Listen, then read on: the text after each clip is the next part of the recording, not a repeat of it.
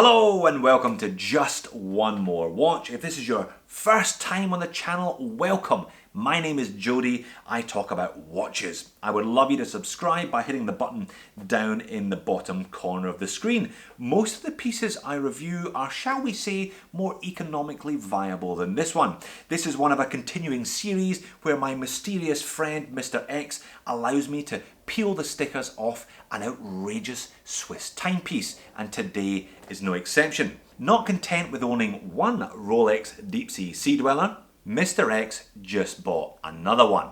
And it's not just an ordinary model like this 2017, so last season, it's the 2018 Baselworld James Cameron. Let's flip the camera and peel off some stickers.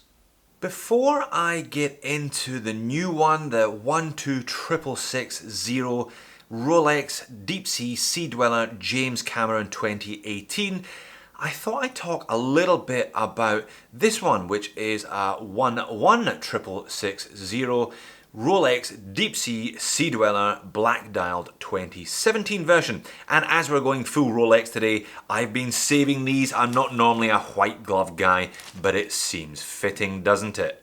As you may have gathered from the little outtake that I reinserted at the top of the intro, I don't like this watch.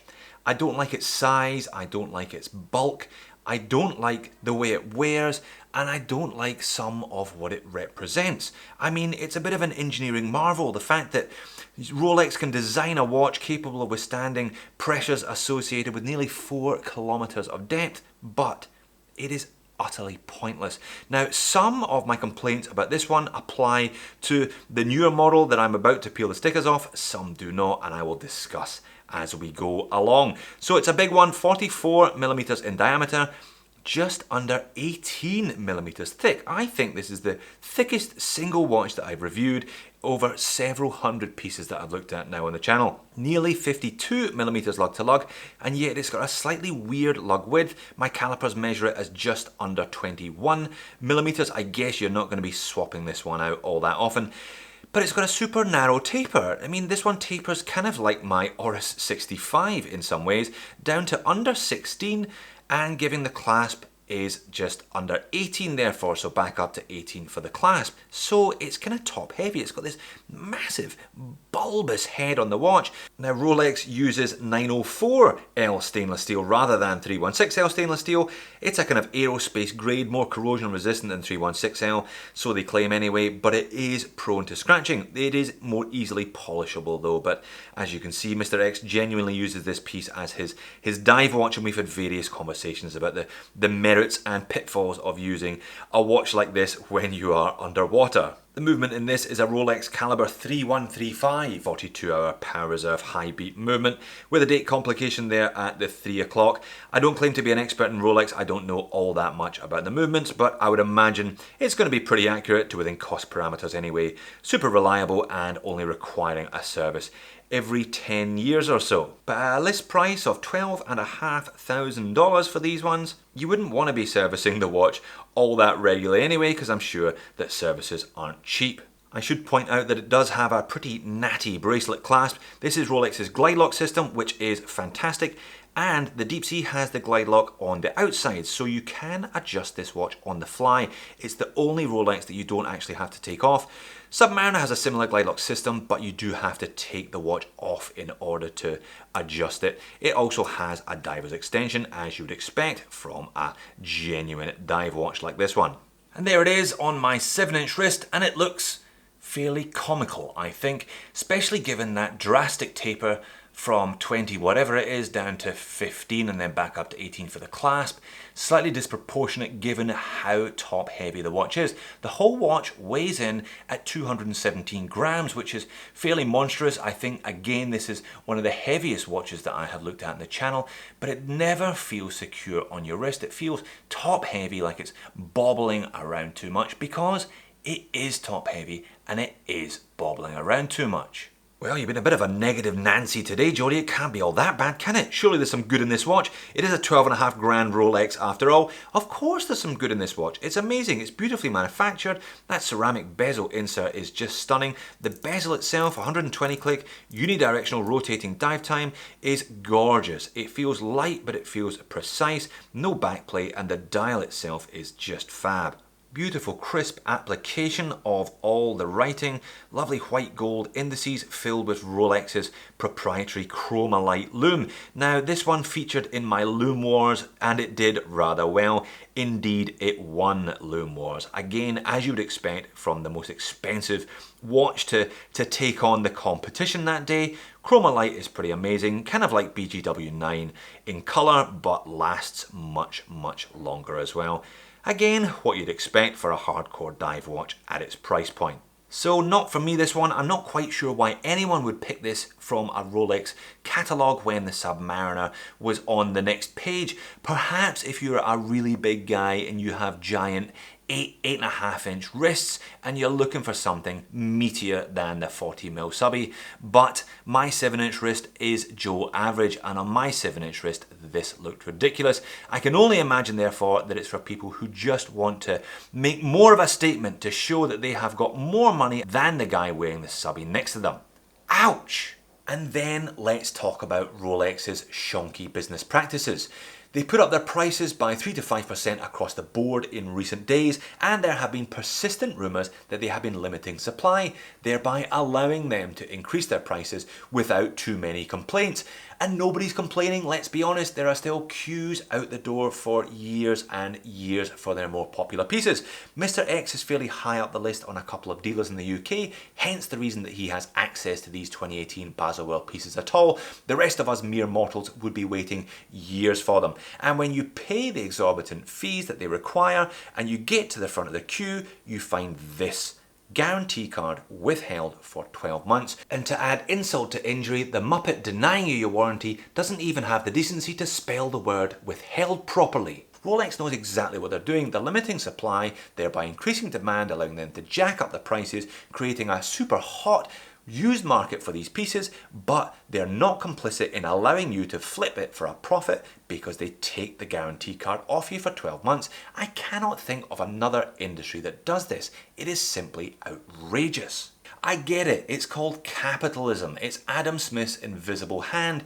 You restrict supply, you increase demand, and you increase the prices that you are able to sell those products for. But as long as there is demand for these Rolexes, as long as people are prepared to pay the prices and prices keep going up, then this will continue, and everyone who buys a Rolex is complicit in this practice, so you only have yourselves to blame. Oh, this is turning into a bit of a rant. Maybe I should have a wee sit down and a nice cup of tea, try and reduce my blood pressure a bit. Never mind, let's crack on with the unboxing. Maybe peeling off some stickers will help ease my frustration. Comes with the usual assortment of little niceties, a bezel protector, various hang tags, guarantee card and instruction manual. It does come in a classic Rolex green box, though perhaps someone could leave me a comment, let me know whether these are actually leather or Mr. X just paid $12,500 US for something made out of plastic. Anyway, there is the watch. So the dimensions are similar, if not identical, to the older 2017 and earlier model. 44mm in diameter still, 17, just under 18mm thick. Lug tip to lug tip seemed to me to be just slightly shorter, and the lug width just slightly wider, so just over 21 as opposed to just under 21. The lugs themselves are perceptibly narrower, very small difference but noticeable. I'll put the two side by side. Biggest difference in terms of the dimensions though is changes to the proportion of the bracelet. It narrows down to 17, clasp goes back up to just over 19, so certainly more substantial, meatier feeling than the previous one, certainly in terms of the bracelet anyway. This one also features a different movement to earlier generations of the Deep Sea Sea Dweller.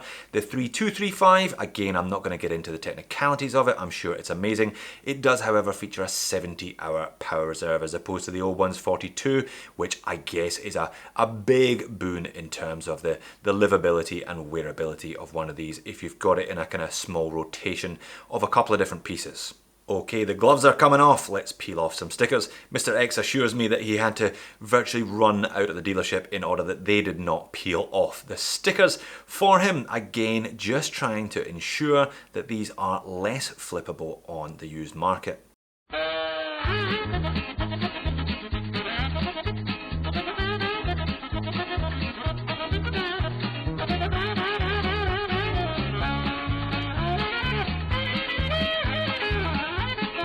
And last but not least, the big caseback sticker.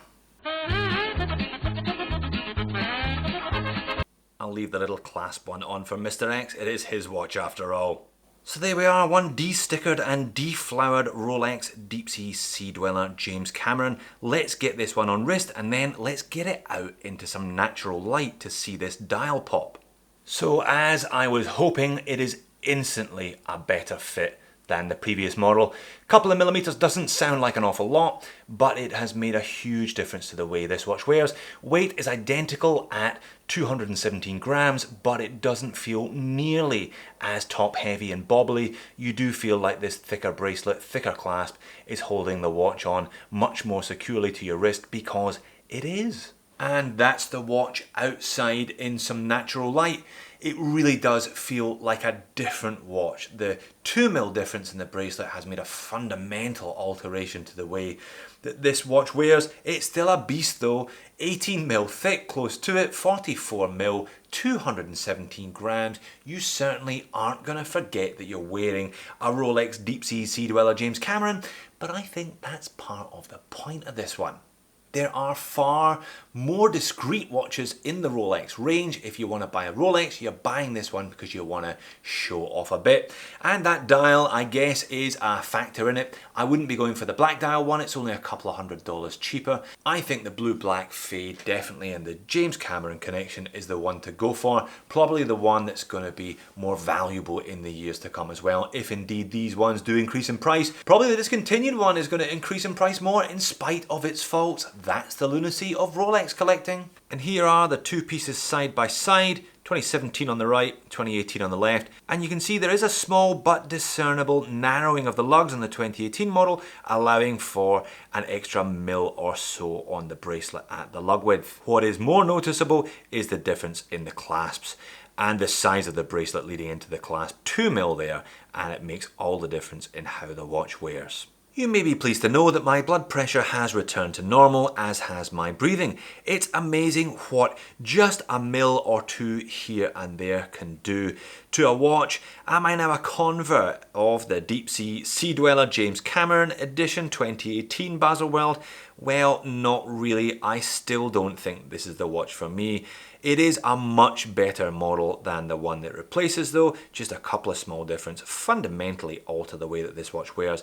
It is like a completely different piece, but it is not a piece that I aspire to. It is still too big and too chunky for me, and 3,900 meters of water resistance, still a little bit pointless in my opinion. So there you have it, another outrageous piece from Mr. X's outrageous collection. What do I think of the Deep Sea Sea Dweller? Well, I think outrageous is probably the best word to describe this piece. It's like a Submariner on steroids. What is also outrageous is that the company that sells you the watch retains the warranty card for 12 months to ensure that you don't flip it. I get it, I understand why they do it, but that is truly an outrageous business practice. But then again, if you want one of these things, you're going to have to bend over and take whatever Rolex wants to give you. Would I buy one of these for myself? Not while there is still one Submariner on this earth. It looks like a cartoon piece. It's far too big, it's far too chunky. 4 kilometers of water resistance is utterly pointless. No, no, no. Thanks for watching. See you in the next video.